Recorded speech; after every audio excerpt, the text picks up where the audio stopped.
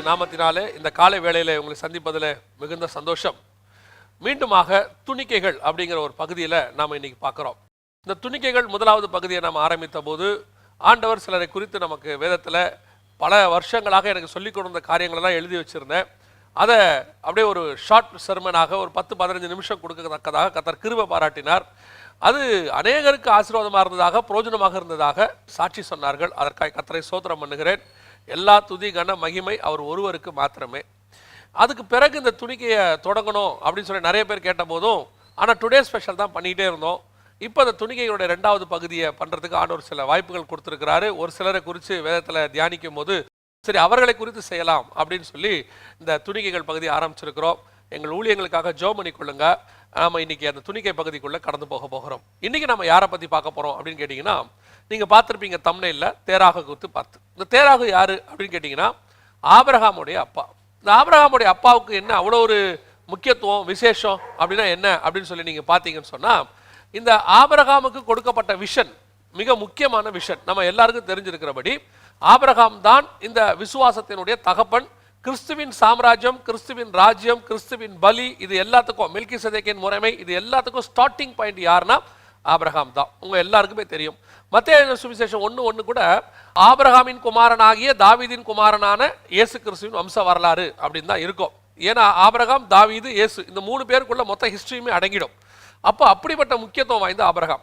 ஆனால் இந்த ஆபிரகாமுக்கு தகப்பனான தேராக பற்றி ரொம்ப இம்பார்ட்டண்ட்டான ஒரு விஷயம் இருக்கு. என்ன அப்படின்னு சொல்லி பார்த்தீங்கன்னு சொன்னால், இந்த ஆபிரகாமுக்கு கொடுக்கப்பட்ட விஷன் எங்கே கொடுக்கப்பட்டது, முதலாவது எங்கே கொடுக்கப்பட்டது அப்படின்னு கேட்டிங்கன்னு சொன்னால், அப்போஸ்தலர் நடபடிகள் 7ஆம் அதிகாரம் 2-3 வசனங்களை வாசிக்கும் போது, அவன் சினாயார் தேசத்தில் கல்தேயர் பட்டணத்தில் இருக்கும் போதே, அதாவது காரானூரில் குடியிருக்கும் முன்னமே ஆபிரகாமுக்கு கர்த்தர் வெளிப்பட்டார். ஆனால் ஆதியாகமத்தில் வாசிச்சிங்கன்னா 12ஆம் அதிகாரத்தில் தான் ஆண்டவர் ஆபிரகாம்கிட்ட பேசுகிற மாதிரி இருக்கும். ஆபிரகாம் அப்போ எங்கே இருக்கிறாருன்னா ஆரானில் இருக்கிறார், அதாவது காரானூரில் குடியிருக்கிறார். அதை ஆரானுங்கிறது காரான் அப்படின்னு சொல்லுவாங்க. ஹீப்ருக்கும் கிரீக்குக்கும் வரும்போது அந்த ப்ரொனன்சியேஷன் மாறும். இப்போ அவர் அங்கே வந்த பிறகுதான் கர்த்தர் அழைக்கிற மாதிரி இருக்கும். ஆனால் நீங்கள் அப்போஸ்தலர் நடபடிகளில் வாசிச்சிங்கன்னா, ஆபிரகாமை ஆண்டவர் அதற்கு முன்பதாகவே அழைத்தார் அப்படின்னு இருக்கும். அதுக்கு முன்பதாக எங்கே அழைத்தார் அப்படின்னா, காரானூரில் குடியிருக்கும் முன்னமே மெசொப்பொத்தாமியா தேசத்தில் இருக்கும் போதே அப்படின்னு சொல்லும் அப்போஸ்தலர் நடபடிகள் 7:2-3. அப்போ அந்த மெசொப்பொத்தாமியா தேசம் தான் கல்தேயர் பட்டணம். கல்தேயர் பட்டணம் தான் சினாயார் தேசம். சினாயார் தேசம் தான் நமக்கு இன்னைக்கு இருக்கிற ஈராக். ஸோ அங்கே இருக்கும் போதே கர்த்தர் கூப்பிட்டுட்டார். ஆனால் நீங்கள் நல்லா அந்த வசனத்தை வாசித்து பாருங்க. அந்த கானான் தேசத்துக்கு போக புறப்பட்ட ஆபிரகாமை அவர் புறப்படலை, அவங்க அப்பா தான் அழைத்து கொண்டு வந்தார்னு வசனம் சொல்லும். ஆதியாகமத்தின் புஸ்தகம் 11ஆம் அதிகாரம் 31வது வசனத்தை வாசிக்கும் போது, தேராகு தன் குமாரனாகிய ஆபிரகாமையும் ஆரானும் குமாரனும் தன் பேரனமாயிருந்த லோத்துவையும் தன் குமாரன் ஆபிரகாமுடைய மனைவியாகிய தன் மருமகள் சாராயையும் அழைத்து கொண்டு அவர்களுடனே ஊர் என்கிற கல்தேயருடைய பட்டணத்தை விட்டு கானான் தேசத்திற்கு போக புறப்பட்டான். அப்ப இந்த வசனம் தெளிவா சொல்லுது, புறப்பட்டது யாருன்னா தேராகு தான் புறப்பட்டார். ஆனா விஷன் யாருன்னா ஆபிரகாமுக்கு தான் விஷன். இப்ப கர்த்தர் ஆபிரகாம் பார்த்து என்ன சொல்றாரு, நான் உனக்கு காண்பிக்கும் தேசத்துக்கு வா அப்படின்னு கூப்பிடுறார் அப்போஸ்தலர் நடபடிகள். அப்படி கூப்பிடும் போது இந்த தேராகு தான் அந்த விஷனை எடுத்துக்கொண்டு முன்னின்று நடத்துகிறார். ஆபிரகாமுக்கு கானானுக்கு போக ரூட் தெரியுமோ தெரியாதோ அது தெரியாது. ஆனா முன்னின்று நடத்தினவர் யாரு அப்படின்னு கேட்டீங்கன்னா இந்த தேராகு. தகப்பனுடைய பேச்சு, தகப்பன்கிட்ட போய் தன்னுடைய விஷனை அவர் ஷேர் பண்ணியிருக்கணும். அந்த கானானுக்கு அவர் தான் போக புறப்படுறாரு, கூட எல்லாரையும் கூட்டிட்டு போறாரு, வாங்க நம்ம எல்லாம் போவோம். அப்போ இந்த தேராகுக்கு கொடுக்கப்பட்டதான அந்த ஷேர் பண்ணப்பட்ட விஷன் எப்படிப்பட்டது, ஒரு ஹெவன்லி விஷன், பரலோகத்தினுடைய மாடல். அந்த விஷன்ல தான் இப்போ நீங்கள் நானுமே இருக்கிறோம். நாமே இந்த உலகத்துல இருந்து பிரயாணப்பட்டு பரலோக ராஜ்யத்துக்கு பரம கானானுக்கு போக போறோம். இதான் அந்த விஷன். அந்த விஷன் நமக்கு கொடுக்கப்பட்டது, ஆபிரகாமுக்கு கொடுக்கப்பட்டது. அந்த விஷன்ல கூட யார் வராரு, தேராகு வரார். ஸோ தேராகு தான் இதை முன்னின்று நடத்துகிறார். யோசித்து பாருங்க, எப்பேற்பட்ட விஷனை முன்னின்று நடத்தக்கூடியதான ஒரு வாய்ப்பு, ஒரு அழைப்பு அவருக்கு கொடுக்கப்படுகிறது. அப்படியே வராங்க, புறப்பட்டு வராங்க. அதே சினாயார் தேசம் கல்தேயர் பட்டணம் அதே ஈராக்கில் இன்னொரு பகுதியில் இருக்கிறது. அதாவது இஸ்ரவேலுக்கு போற வழியில் இருக்கக்கூடிய அதே நாட்டில், ஈராக்கில் அதே நாட்டில் இருக்க இன்னொரு பகுதி தான் ஆரான். அங்க வராங்க. ஆனா அந்த வசனம் என்ன சொல்லுது, அவர்கள் ஆரான் மட்டும் வந்தபோது அங்கே தங்கி விட்டார்கள். அப்ப ஏன் அங்க தங்கிட்டாங்க அப்படின்னு சொல்லி பாத்தீங்கன்னா, அவங்க இருந்த அந்த ஊர் பட்டணத்தை விட இந்த ஆரான் ஒரு ஆசீர்வாதமான பட்டணம்.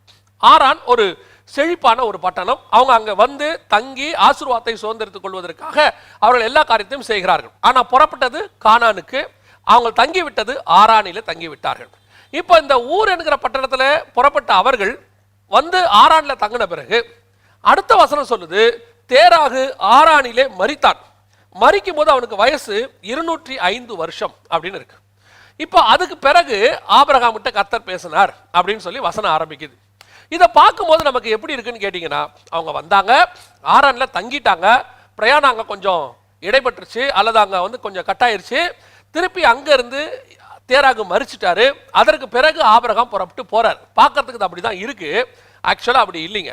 ஆக்சுவலாக என்னன்னு கேட்டிங்கன்னா, தேராகுக்கு ஆபிரகாம் பிறக்கும் போது வயசு என்னன்னு பார்த்தீங்கன்னா 11ஆம் அதிகாரம் 26வது வசனத்தில் வாசிக்கும் போது தேராகு 70 வயதான போது ஆபிரகாம் நாகோர் ஆரான் என்பவர்களை பெற்றான் அப்படின்னு இருக்கு. அப்போ தேராகுக்கு 70 வயசு ஆகும் போது ஆபிரகாம் பிறக்கிறார். இப்போ தேராகு மரிக்கும் போது 205 வயசு. இப்போ ஆபிரகாம் எங்க வராரு? ஆரானுக்கு எல்லாருமே ஒன்னா தான் வராங்க. அங்க தேராகு மரிச்ச பிறகு ஆபிரகாம் கிளம்பினாரா அப்படின்னு கேட்டா அப்படி அல்ல. என்ன நடந்துச்சு அப்படியே கீழே வாசிச்சு பாருங்க. 12ஆம் அதிகாரம் 4, 5, 6 வசனங்களை நீங்க வாசிச்சு பார்த்தீங்கன்னா, ஆபிரகாம் தன் மனைவியாகிய சாராயும் தன் சகோதரனுடைய குமாரனாகிய லோத்துவையும் கூப்பிட்டு கொண்டு கானான் தேசத்துக்கு போக புறப்பட்டான் அப்படின்னு இருக்கு. அப்படி புறப்படும் போது 4வது வசனம், அவன் 75 வயது உள்ளவனாக இருந்தான் அப்படின்னு இருக்கு. 4வது வசனத்தில் அவன் 75 வயது உள்ளவனாக இருந்தான் அப்படின்னு இருக்கு. அப்படின்னா 75 வயசுனா தேராகுக்கு 145 வருஷம். ஏன்னா 70 வயசுல ஆபிரகாம் பிறக்கிறாரு. 145வது வயசுல, அதாவது ஆபிரகாமுடைய 75வது வயசுல ஆபிரகாம் ஆரானை விட்டு புறப்படுறாரு. அப்போ இவங்க வந்து ஆரான்ல இருந்து ஆபிரகாம் புறப்படும் போது தேராகுடைய வயசு 145. ஆனா தேராகு சாவும் போது வயசு 205. அப்படின்னா என்ன அர்த்தம்? புறப்பட்டு வரும்போது வந்தாங்க, எல்லாருமே ஒன்னாதான் வந்தாங்க.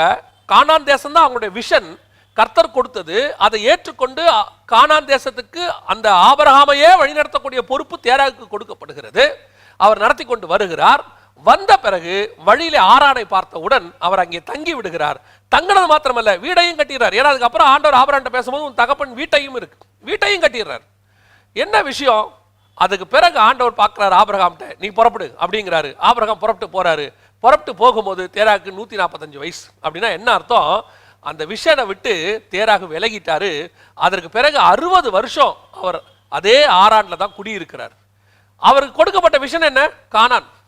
வழியில வந்தது என்ன? ஆரான்.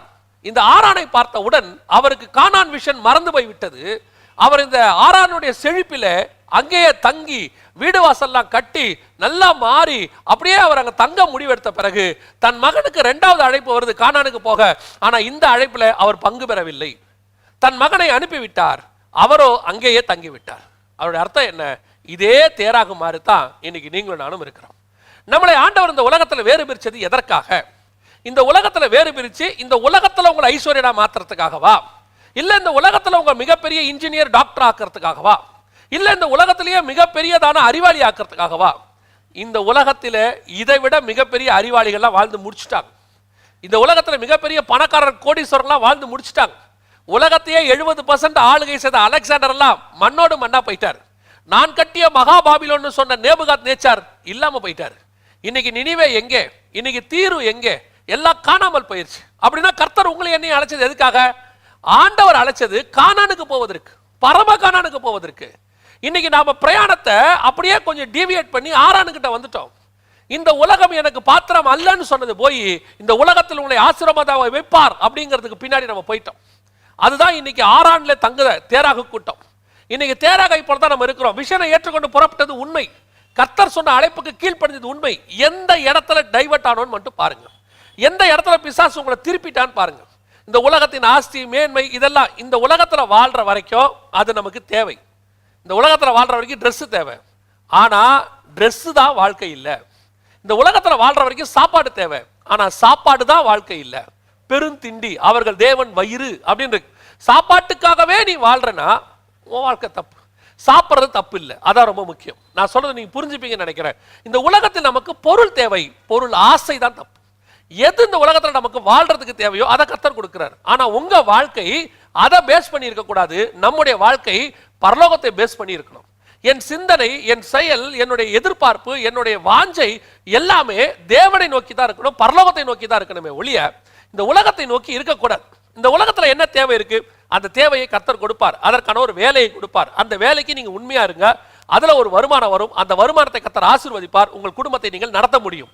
ஆனால் வேலையே வாழ்க்கை அல்ல. எதற்காக எனக்கு இந்த வேலை கொடுக்கப்பட்டது, எதற்காக இந்த குடும்பம் கொடுக்கப்பட்டது? நானும் என் குடும்பமும் அந்த பரலோகத்துக்கு போவதற்காக.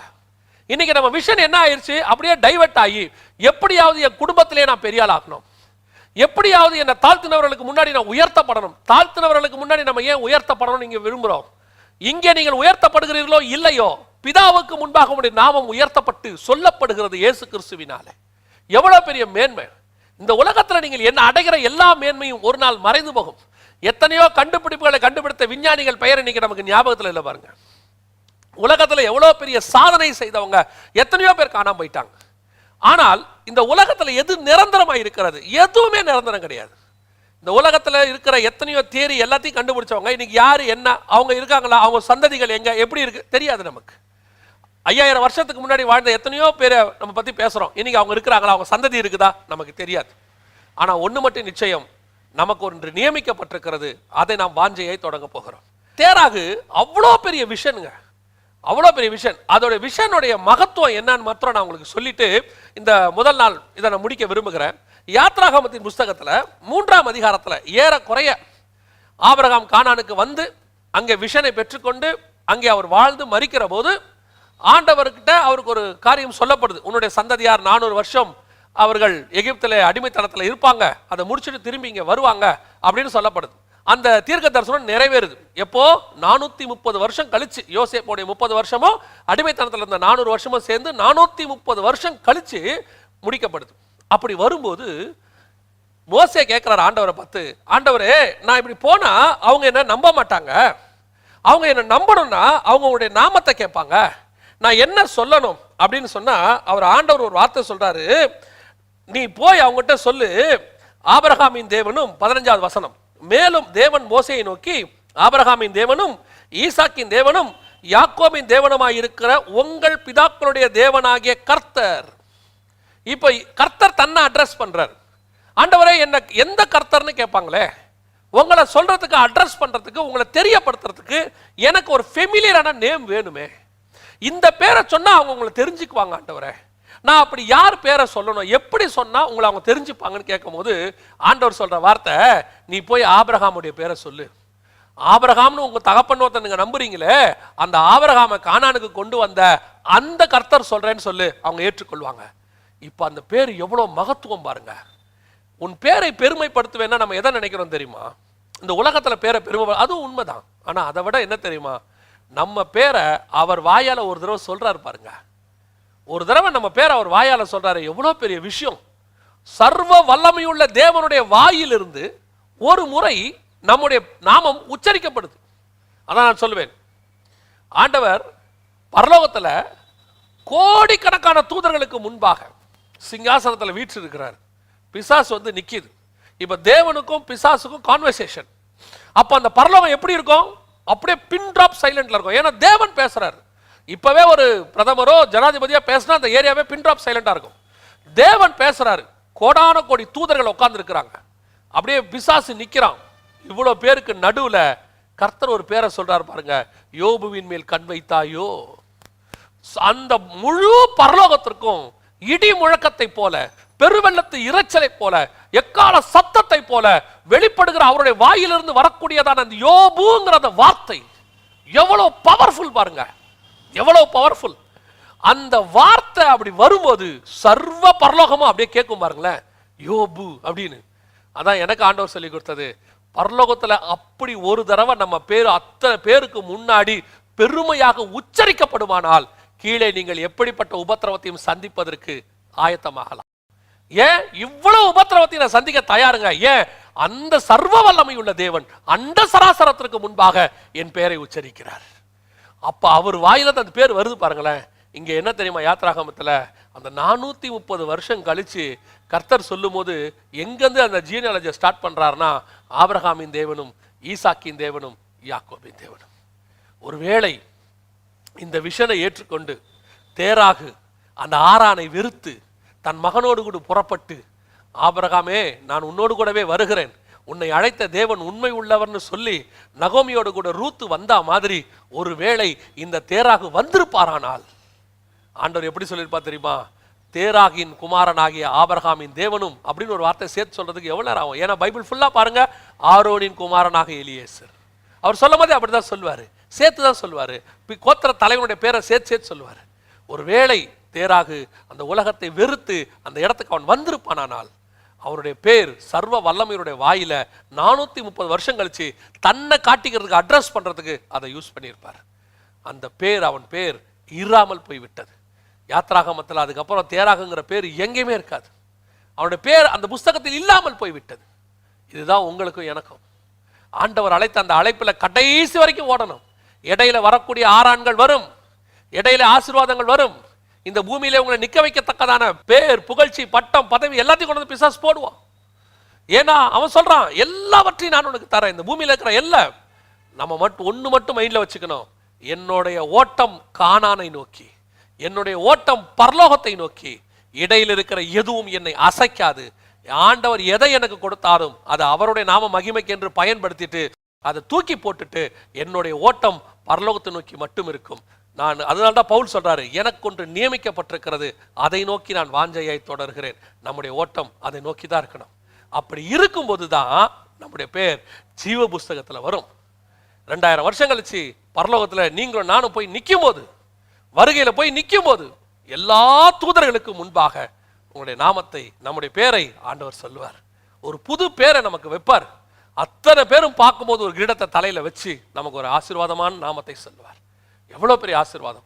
அந்த ஆசீர்வாதத்தை பெற்றுக்கொள்வதற்கு இங்க இருக்கிற ஆறான்கள் என்ன, நினிவேக்கள் என்ன, பாபிலோன்கள் என்ன, அமெரிக்கா என்ன, ஐரோப்பாக்கள் என்ன, அதுல கிடைக்கக்கூடிய மேன்மைகள் என்ன, எல்லாவற்றையும் நஷ்டமும் குப்பையும் என்று விட்டுவிட்டு விசுவாசத்தை துவக்கினவரும் முடிக்கிறவருக்கு பின்னாடி நாம் ஓடிக்கொண்டே இருப்போமானால் அந்த மகா மேன்மையான ஜீவ புஸ்தகத்துல நம்முடைய பேரை எழுதுவதற்கு அவர் வல்லமையுள்ளவராய் இருக்கிறார். ஆராணி மேல் ஆசை வைத்து தேராகு கானானை இழந்தான். இந்த உலகத்தின் மேல் ஆசை வைத்து பரலோகத்தை இழந்துடக்கூடாது. தேராகு நமக்கு ஒரு பாடம். அதுக்கு தான் ஆண்டவரோட வச்சிருக்கிறார். கர்த்தருக்கு சித்தமானால் இன்னொரு துணிக்கின் வழியாக உங்களை சந்திக்கிறேன். God bless you.